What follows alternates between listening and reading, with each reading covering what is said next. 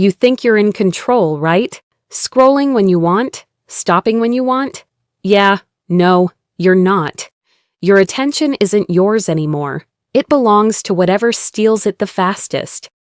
Let me show you how it actually works, fast.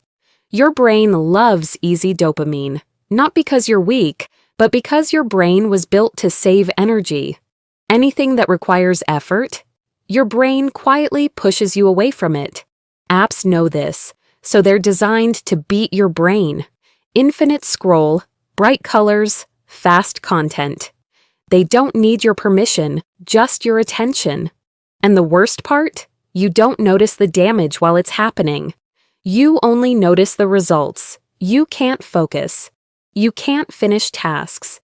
You feel busy but produce nothing. And you lie to yourself, I'll do it after 5 minutes. Then suddenly it's 2 hours later. Your brain gets used to constant stimulation. So when you try to study or work, it feels boring.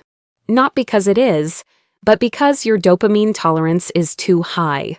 So what do? Make your distractions harder to open, not impossible, just inconvenient. Your brain hates inconvenience. Make your tasks easier to start, not perfect, just started.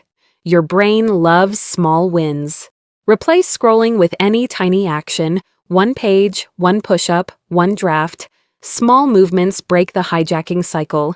Your mind isn't weak, it's just trained poorly. And training works both ways. If you don't take your attention back, someone else will use it for their goals, not yours.